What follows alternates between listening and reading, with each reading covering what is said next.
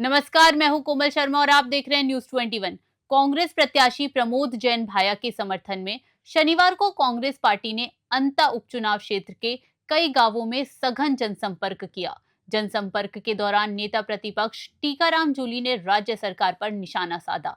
उन्होंने मुख्यमंत्री और पूर्व मुख्यमंत्री के एक साथ चुनावी मंच पर आने पर तंज कसते हुए कहा, जिस प्रदेश के मुख्यमंत्री और पूर्व मुख्यमंत्री एक साथ कहीं नजर नहीं आते, उनका इस विधानसभा उपचुनाव में एक साथ दिखाई देना जनता के लिए आश्चर्य की बात है। इस मौके पर न्यूज 21 की टीम ने नेता प्रतिपक्ष टीकाराम जूली से खास बातचीत की, जिसमें उन्होंने चुनाव से जुड़े विभिन्न मुद्दों पर अपनी राय रखी।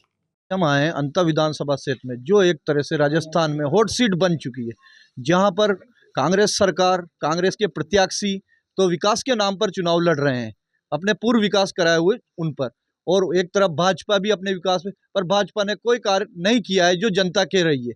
आज हम बैठे हैं तिसाया में, जो भाजपा प्रत्याशी मोरपाल का गांव है, वहां पर, जहां से मोरपाल सुमन 2 बार सरपंच रह चुके हैं, एक बार उनकी पत्नी, एक बार खुद, फिर भी यहाँ पर विकास अधूरा है। और यहाँ पर आज पधारे हैं राजस्थान के प्रतिपक्ष के नेता टीकाराम जी जूली। हम उनसे बात करेंगे कि आज उन्होंने अंता विधानसभा से कई गांवों का दौरा किया है, तो उन्हें क्या लगा है कि भाजपा सरकार में विकास हुआ है या नहीं हुआ है।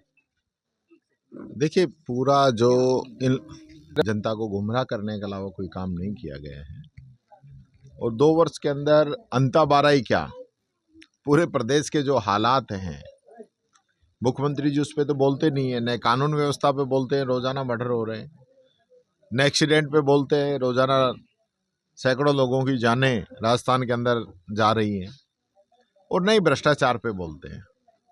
सरकारी योजनाओं का नाम बदलना, उन योजनाओं को बंद करना, और अपने उद्योगपति मित्रों को जमीन आवंटित करना, इसके अलावा इस सरकार का कोई काम नहीं है।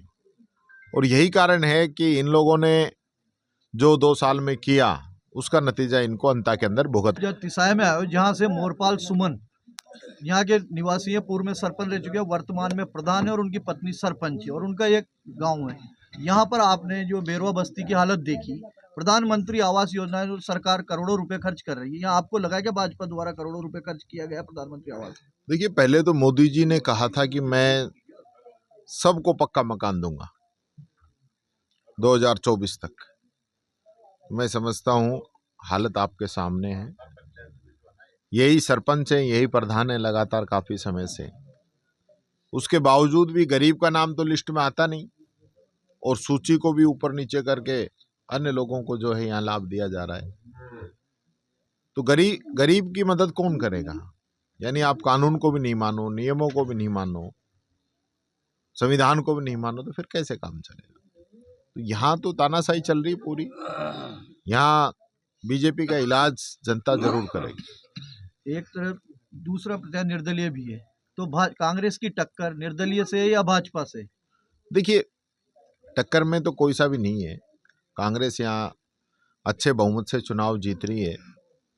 भारतीय जनता पार्टी अपनी इज्जत बचाने के लिए जी तोड़ कोशिश कर रही है। वसुंधरा जी को भी लेके आए, भजन लाल जी, लेकिन मैं समझता हूँ इन सब के बावजूद ये दूर दूर तक नजर नहीं आएंगे, और भाया जी अच्छे बहुमत से यहाँ चुनाव जीतेंगे। और जहाँ तक बात की जाए, एक तरह से एक नारा भी मोदी जी ने इस विधानसभा में अगले चुनाव में दिया था, जिसकी वजह से प्रमोद जैन भाया जी चुनाव हारे थे, भाया रे भाया खूब खाया। तो इस संदर्भ में आपका क्या कहना? खाने वाले सारे बीजेपी में चले गए। भाया जी ने खाया होता तो बीजेपी में ज्वाइन कर लेते। भाया जी ने मेहनत से, अपनी ताकत से इस इलाके के अंदर खूब सेवा की है, पर्सनल काम भी किया है। 2 साल से इनका राज था, तो ये अगर मोदी जी कोई बात कह के गए थे, तो 2 साल में क्या किया इन लोगों ने? 2 साल में तो कुछ किया नहीं, सिर्फ झूठे मुकदमे दर्ज कराने में लगे रहे, गलत तरीके से। उनके हाई कोर्ट से फटकार लगी इनको, इसके अलावा तो कुछ है नहीं। तो ये जो जिस प्रकार से सिर्फ जो मर्जी जिस पर आरोप लगा देते हैं, चुनाव से पहले विपक्षी नेताओं पे आरोप लगाना, उनके घर ईडी, इनकम टैक्स, सीबीआई को भिजवाना। डोटासरा जी के भी तो भेजी थी चुनाव में ईडी, नामांकन से 1 दिन पहले डोटासरा जी की ईडी भेज दी थी। अशोक गहलोत जी के भाई के ईडी आ गई थी, धर्मेंद्र राठौड़ जी के, राजीव अरोड़ा जी के, सबके जितने भी कांग्रेस के नेता थे सबके आ गई थी ईडी। अब कहाँ है वो भाई? कहाँ चले गए सारे लोग? तो सिर्फ जो है कांग्रेस के नेताओं को बदनाम करने के अलावा इनके पास कोई दूसरा विकल्प है नहीं। काम ये लोग करते नहीं है, सिर्फ जाति और धर्म की बात करके वोट लेना चाहते हैं, तो वो जनता इनके झांसे में आने वाली अब नहीं है। तो जैसे प्रमोद जैन भाया चुनाव जीतेंगे तो ऐसे तो राजस्थान में भाजपा की सरकार है और हड़ौती में भी सिर्फ एक ही सीट है खानपुर वाली, जिस पर सुरेश जी लड़ रहे हैं झालावाड़ लोकसभा क्षेत्र में। सिर्फ कांग्रेस की एक ही सीट है जो जीती है, तो ये दूसरी सीट अगर जीत जाती है तो विधानसभा में विकास के लिए मुद्दे उठाए जाएंगे। 1 और 11 होते हैं भाई साहब, ये तो बीजेपी वाले तो बोलते ही नहीं है। एमएलए की सुन कौन रहा है इनकी? भाई जी के साथ हम जी जान लगाएंगे, यहाँ इस इलाके के अंदर काम कराएंगे। आज भी मैंने कई जगह बात की है, जो उन समय के काम मंजूर है उनको रोक रखा है इन बीजेपी वालों ने। ऐसे थोड़ी चलेगा। तो ये मान रहे हो आप कि कांग्रेस सरकार के पूर्व विकास के कार्य जो अभी धरातल पे चल रहे हैं, अब तक चल रहे हैं, अब तक चल रहे हैं, अब तक सैंक्शन निकलवा लो। जानबूझ के उनको 1.5-2 साल डिले किया है कि हमारा नाम हो जाएगा, भाई हमारे समय में ये काम हुए। इसके अलावा कोई काम नहीं है, पैसे खाते में चले गए। उसके बाद ये हालत है, टेंडर हो गए, वर्क ऑर्डर हो गए, सारे काम हो गए। और ये बड़े मजाक की सी बात लगती है, बीजेपी वाले कह रहे हैं हमारा राज, हम काम करेंगे। तो जनता कह रही है कि भाई 2 साल से भी तो तुम्हारे राज है, जब काम क्यों नहीं किया?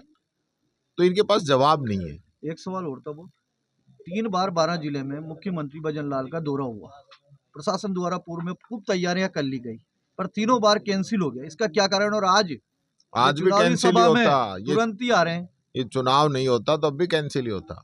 इसका क्या कारण है? भजनलाल जी वसुंधरा को नहीं चाहते, ये तो खुद ही बन गए ना। तो अब पुराना कोई बना है वो कहीं दोबारा नहीं बन जाए, ये डर है इनके भजनलाल जी के। चिंता रहती है, इस चिंता में यहाँ नहीं आते हैं। तो मानते हो कि कांग्रेस भारी मतों से जीत? भारी मतों से, बहुत अच्छा। जिंदाबाद। हम तिसाया में थे, तिसाया में आज टीकाराम जी जूली ने कहा कि